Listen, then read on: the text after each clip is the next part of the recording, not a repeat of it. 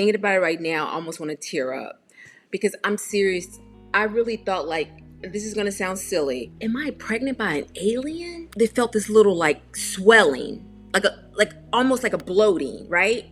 But I'm still thinking it's from when I pulled something. My doctor didn't have the best bedside manner, but she was a very go-getter. But she was like, yeah, so you do have cancer. And it was just like no preparation. I thought I was going to fall off the chair. It was the scariest.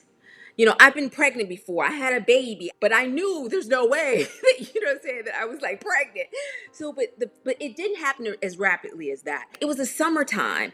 I had been doing something, lifting something, and I felt like I had sprained something. Like, how you lifting something heavy? A lot of people was like, when you lift something heavy, you're lifting weights or do like that, you can sprain something. It takes a few weeks to go away. Like, I'm looking at that. So I'm thinking it's that, right?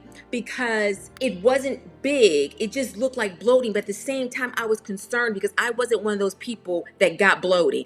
I always had like a flat stomach. But my stomach was feeling a little hard. So the bloating. So I thought it's not huge, but it's still, for me, I know it's not my stomach, right? I had went to Kroger's. You know how Kroger's have those little doctor things you can go inside to see? So I went in there. The lady came out.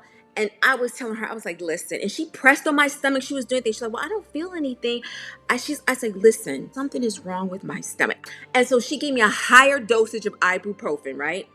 And then she said to me, well, in a couple of weeks, if you're still in pain, you can call this place called Gastro One. Because for you to see what's going on with your stomach, they would have to like be able to see if that's what's going on with it. Because you only can see it through, I guess, imaging and things.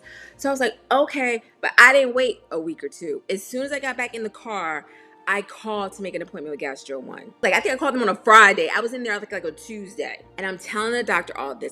She was like, oh, but she was still being a little bit lax about it. She was just like, oh, and I was like, look at my stomach, feel it. And she was like, it's not that bad. Because again, in comparison to what, but knowing your own body, how your stomach normally is.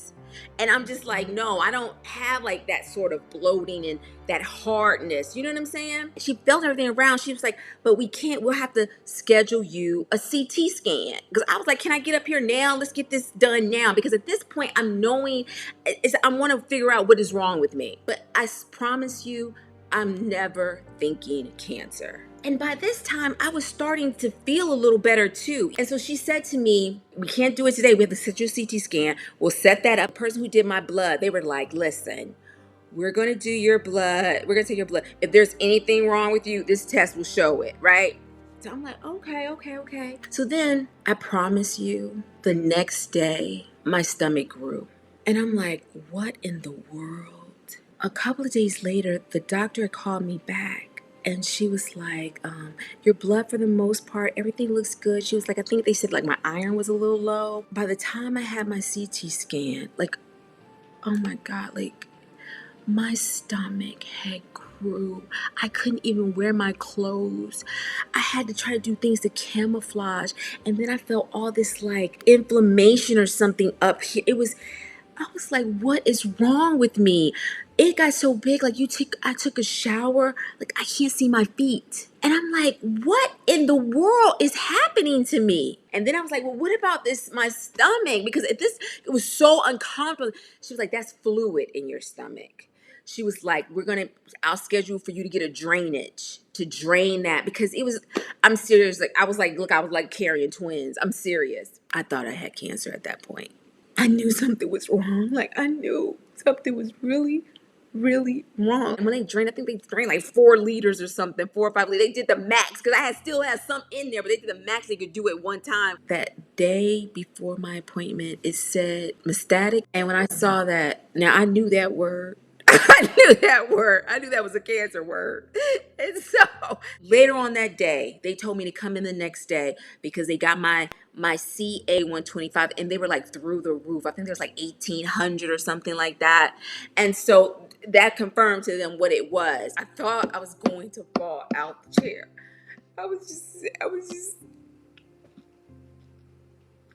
I really thought I was going to fall in the chair. And then she was like, you're going to lose all your hair. And I was just like, what the hell? Like, yes, it was just like that. was like, I'm hearing ovarian cancer. I had never even really heard about ovarian cancer. But yes, I did have the BRCA2. I was more so scared for my sister because I have a niece also.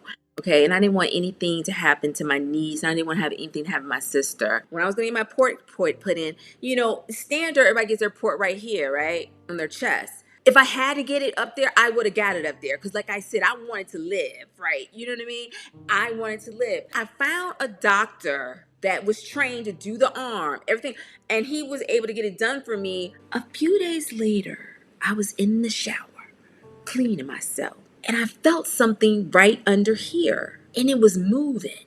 Like I could move it. The doctor from the breast cancer told me, and that's when she told me, she says, it's not cancer. We did it's the same strain. We compared it to when we took out did the biopsy from your stomach, and it's the same origin. So I was like, you're saying it's spread? But then when they told me it's spread, that means you're 4. And I was like, oh my God, am I gonna die? And I was so scared. And again, I hadn't started my chemo yet. I ended up doing 4 chemos first because what happened was, let me tell you what happened. After I did my chemo in December, they did like a CT scan and stuff like that, and things were shrinking. But the next time I had my doctor's appointment, my doctor was like, "No, I'm sorry to tell you this. You don't qualify for robotic surgery. With your type of cancer, your advanced cancer." I went to see Cinda, the head nurse, and Cinda was like, she was so impressed with everything. And she was like, I think you would be an excellent candidate for robotic surgery. I told them so they could get all my records. Because again, I wanted to make sure they thought I was a candidate because the other doctor was saying that I wasn't. And if I wasn't, I wasn't. He was like, if you don't mind, are you committed to robotic surgery? Because I think laparoscopic surgery would be better. Dr. Skirji is the most amazing doctor. I was about to have another chemo, and he was like, no. He got me in like that next week for surgery, and he said, because ideally I don't want you to have to do more than 6. Right? I did my last chemo treatment and everything like that, and I rung the bell. Praise God, I love her in bed. 3 weeks later, I started Bev. I have to do Bev for a year. Every 3 weeks, I do Bev. So it took a minute for me to get my bearings together.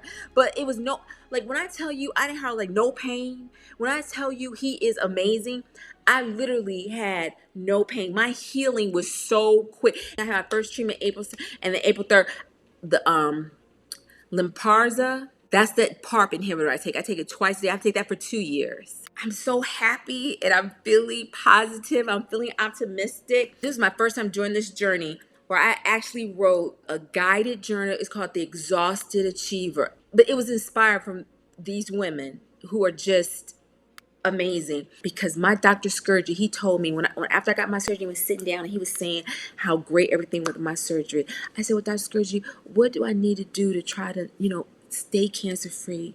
Of course, he had the health thing, but one of the main things he said, low stress, low stress. He really emphasized that. I believe that you can win. We'll see. I hope I'm right. But we'll see. But while I'm getting through it, I'm in a happy place. And that's the most important thing.